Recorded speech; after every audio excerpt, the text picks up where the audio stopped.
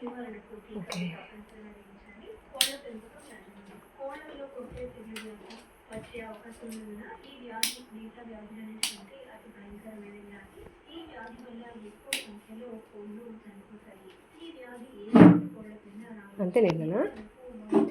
అలాగే 4వ వారం, ఆ తర్వాత 6 నుంచి 8 వారాల మధ్య మరొకసారి, చివరిగా 20వ వారం టీకాలు వేయడం వల్ల చాలా వరకు ఈ కోకిల తెగులు వ్యాధి నుంచి కోళ్లను రక్షించవచ్చు.